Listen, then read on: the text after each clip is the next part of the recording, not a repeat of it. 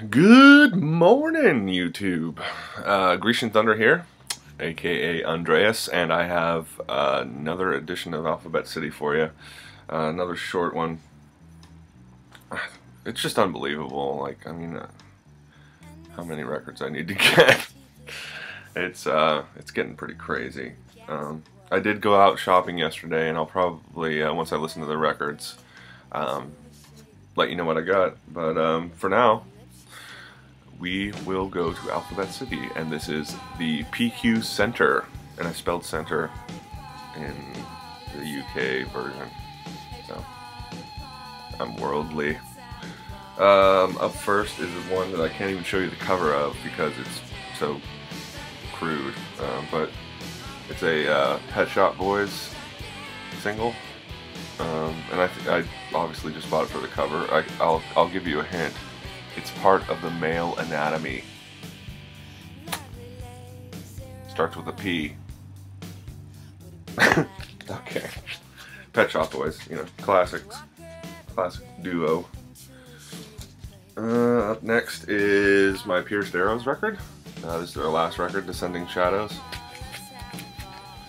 Good raw, lo-fi rock and roll. Fred and Trudy Cole. Hope you guys know about these guys and Dead Moon as well. Dead Moon's a great band. Up next is Pockets. This Pockets record I picked up for actually it was like $2. I think it was a 50% off sale. Take it on up. Great soul funk action right here. Up next is a reissue from the Pink Fairies. Kings of Oblivion. Pink Fairies, real cool band from like the late 60s, early 70s, English band, and I think there's a record floating around out there where this record's from '73. They played with Hawkwind, and they were like Pink Hawks, right, I think is what it was, and I don't know if it's on record or if it's a bootleg, but I'd like to find that just to see what it sounds like, because these guys are pretty far out. Good rock and roll band. Power trio. Yeah. Good stuff. Poly 6. Talked about these guys a few times. Spaz rock from Japan. At least that's what I call it. I'm sure there's some ridiculous subgenre that actually tends to irritate me from time to time, where music's been just so fractured. It's just like, it's just kind of splitting us all up, you know what I mean? Like oh, that guy's a, I don't know, ambient jungle music guy, or this guy's a acid folk, freak folk guy, it's like, it's all the same, it's all music, it's all beautiful, lovely. Poly 6 picture disc here. Hey Bob, my friend. Awesome. A couple records from the man himself. This is Iggy Pop with The Idiot. Well worn, this copy is. I played the living daylights out of this. Love this record. It's one of the Bowie produced records from '77. And his version of China Girl's on here. Yeah, this whole record rules. I love. I think my favorite song is "Dum Dum Boys" off of this one. I love that. The riff and the plodding pace of it. And then another record from Iggy, "Lust for Life." Everyone knows this one. This whole record's great. Alright, I've only got 3 records from E, also known as Elvis Presley. Big fan. I'm actually quite a big fan of Elvis. I don't have like a lot of his early Sun stuff, but yeah, this is Aloha from Hawaii double album. Yeah, it's Elvis Presley. I mean, don't know, say what you want about the man, but he broke a lot of ground for us white folk. Sarcasm. And he was strange. I've been to Graceland like a few times, and it's been an experience. There was I don't know, I could tell stories about that place. So there's one story. Some friends of mine and I went down for the 20th anniversary of his death, which was in '97, and we ended up staying at this lady's house behind him, behind Graceland.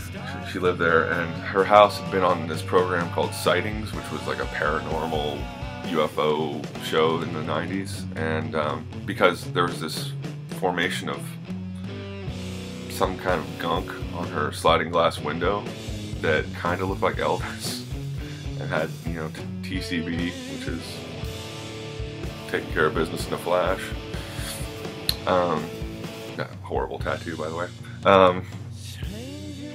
And yeah, so we ended up staying the night at her house, and it was really weird experience. Like, a bunch of Elvis impersonators showed up and cooked, you know, peanut butter and banana sandwiches, and she had all these cardboard cutouts of actors and stuff. So I was sleeping on the couch, and I'd just look over, and there's all these cardboard characters looking at me. I'm like, oh my god. What was the other thing? Oh, her mirror fogged up, and it spelled Elvis. So yeah, and the lady was very nice, but quite odd. Yeah, very odd. It was an awesome experience though, and some friends of mine actually jumped in Elvis's pool that time, which was hilarious because they had to run down the front lawn to escape the security. So. Good times. Moody Blue, his last record.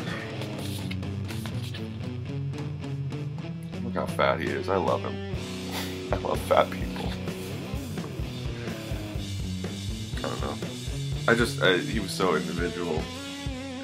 As far as an individual, he's so unique. I mean, him, yeah, Michael Jackson, and I said in an earlier video, Jesus. I mean, 3 highly influential, weird dudes. But nonetheless, they touched a lot of people. Jesus, chief among them, I guess. And then I've got a legendary performer. All my Elvis is fat Elvis. I really like the Sun stuff. You know, I don't really, not as much into the movie stuff. I like early Elvis and late Elvis. Those are my main ones, because I just love the innocence of that early stuff and how he recorded the song for his mom, which basically, you know, Sam Phillips of Sun Records heard him and heard something unique about him, and recorded his first records, and then he blew up from there. I mean, he wasn't bad looking either, you know, back then. So yeah. Oh, and you like that Snoopy sticker? This is why I love thrift store finds. Okay, up next, talk about this record when I got it. Billy Preston, The Kids and Me. Billy Preston. It's an awesome record. I really enjoy it. And I like this 70s, like, this style of artwork I'm really into as well. Like, everybody's so happy. It's like Highlights magazine or something, right? I talked about this record when I got it. Prince Rama. It's on the Paw Tracks, which I found out thanks to you guys. It's Animal Collective's label. Really cool. Electronic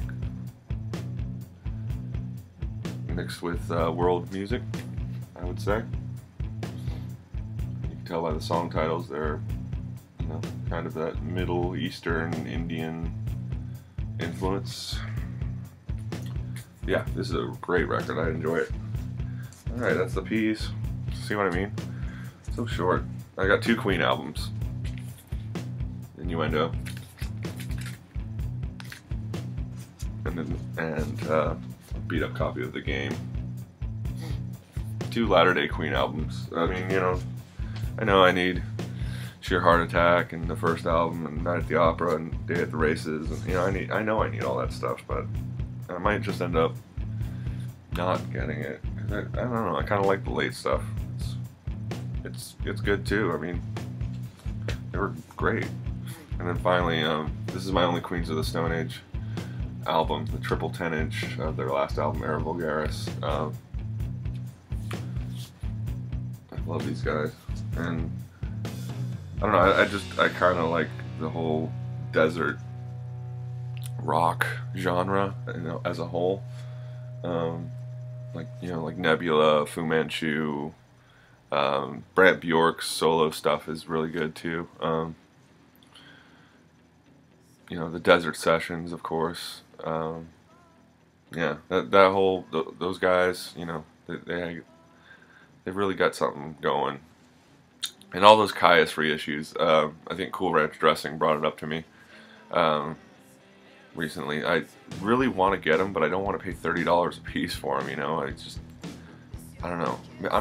I'm cheap, and I don't know. I'm not at that point yet where I'm willing to like fork over like more than what I think in my mind it's worth, you know? Like, I mean, I'm getting Hawkwind records for like $6 to $10 because, you know, I mean, they're good records, and, you know, good records deserve to be heard, but I've got other things to worry about too, I guess, like food, which is probably number one on my list of priorities in life. Then comes music, then comes love.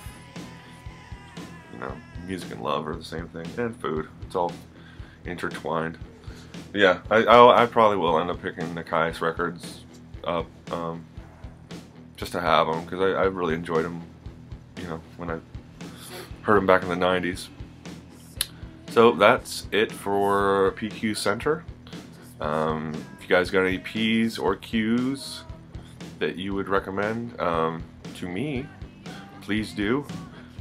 You know what I like. So take care and have a great week.